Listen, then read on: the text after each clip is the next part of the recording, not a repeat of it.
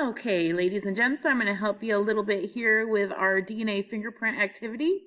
First thing you need to do is go ahead and click on your link, and you will notice that this is a PDF and not a Word document. So we do need to download this, and I suggest you throw it right on your desktop for now. So we're going to save that onto the desktop, just like we did with our pedigree sheet. Never mind everything I have open here. So once you get to this, you're going to right-click and open with Adobe Acrobat. All right, so then we'll be able to use some of the Adobe tools to complete our work here. So when we're looking at a DNA fingerprint, some of the things it's used for is to determine paternity, as well as who committed a crime.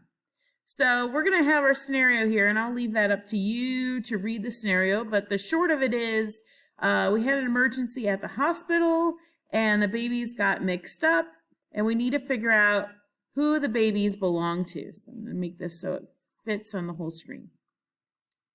So down here at the bottom is our question, which baby belongs to which couple? So we're going to label that. And show which bands each baby inherited from its mother and from its father by marking it with an M or an F. So I'm going to do one baby with you, and then you are going to be doing the other two babies. So I'm going to look at baby number 1. When I look at baby number 1, I see the first band right here. This is baby's band. Remember, baby's DNA had to either come from mom or dad. Okay, so we're looking across at the parents here. So if we look at the Jones, which are right next door, all right, this is Mrs. Jones. She has a band that's close, but it's not actually in the right spot. And Mr. Jones does not have one at all. So they automatically could not be the parents of baby number 1 because neither one of them have the band in the exact same spot. And if you have a ruler or a piece of paper at home, you can hold it up to your screen. That might actually help you with like looking straight across. So looking at this band now, we've ruled out the Jones. It does not belong to the Joneses. So if we look at the Stevensons, all right, we have Mrs. Stevenson and Mr. And if we look across, it looks like Mrs. Stevenson, that's Mrs. up there, has a band in that same spot. Now, Mr. Stevenson does not, and that's okay, because your DNA either comes from mom or from dad. Well, just to make sure, let's keep checking. So here's baby number 1's band again. We looked at the Stevensons. Now we're going to go over and look at the Smiths.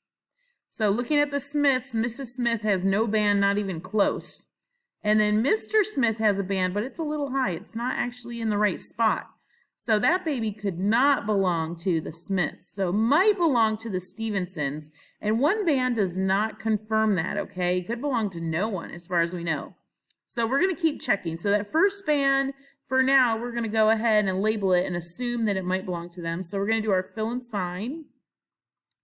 And we're just going to go here above that first band. And we think it came from mom. So we're going to put an M in that band for mom, okay? So let's look at the second band. And again, we're not looking at the Joneses or even the Smiths at this point. We're looking at the Stevensons. They're the only ones that are contenders. So if we go across, Mrs. Stevenson does not have that band, but Mr. Stevenson does have one. Oh, so it's looking good that they're their parents. So we're going to put an F above that one for father. Okay.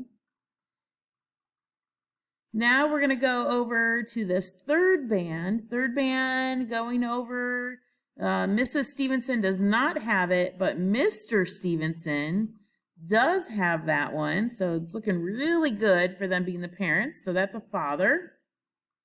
All right, last one. Again, don't get messed up by the Joneses. Go past the Joneses. We're looking at Stevensons, right? And it looks like Mrs. Stevenson has that one. So that one would be from mom. So because baby number 1 has half its DNA from mother and half from father, so you got 2 from mom, 2 from dad, they all match up with the Stevensons pretty darn good, right? So we can say we're going to go right above the name Stevensons here and put baby 1. All right, we're pretty sure baby 1 belongs to the Stevensons. So now you're going to do the same thing for baby 2 and baby 3. And you can you might be able to rule out the Stevensons, but maybe you should check them just in case. But they have to match either mom or dad and tell me if it's mom or dad's and who belongs to who over here, okay? So that's how you do the first one. That's figuring out who the parents are of a baby. The second one is similar, but this is, you can read the scenario, but this is a scenario where there's a rich guy who died, but they have his DNA.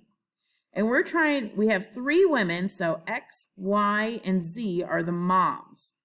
All 3 of them say they have Megabuck's baby because they want his money, you know. So X's child, Y's child, Z's child. So we always start with the child.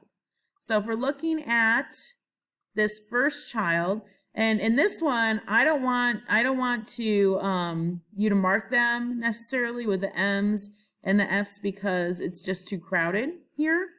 But what I do want you to do is just tell me which child is Megabuck's. So above Megabuck's, we're going to put the end result of X's child, Y's child, or Z's child. Which one is it? Or more than one. Could be more than one. So over here we have the child. Let's look at X's child first. So X's child, the first band, mom does not have it. So it's nice that mom's right next to it. If mom does not have it, dad has to, because baby gets DNA from mom or dad, right? So mom doesn't have it, dad has to. But does Mr. Megabuck's over here have a band in the same spot as X's child? He does not, right? And we could check to be sure. Here's the second band down here. This band mom definitely doesn't have. Megabuck's also does not have. So that rules out X's being his kid. Can't possibly be. So you need to look at Y and at Z and see which one of those you think is Megabuck's baby. All right, the last scenario is a forensics case where we have the case of the bloody knife, and there was somebody who died, and when he died, there was a bloody knife under his clothes. So here is the DNA from the bloody knife, and you're trying to figure out whose DNA does this match. So this is the bloody knife. These are the clothes of the person who died. One of these is the guys who died. You have to read the scenario. And what we're looking for is, who do you think did this, right? Should Smeek be released? Should other tests be performed? So you're just going to put a box here and type in your letter, your information right there, what your answer is. Okay? So remember, you're going straight across. You can use a straight edge if you have one at home. That'll make your life easier. And then you're going to save this and then turn it into the Dropbox. So good luck, guys. Bye.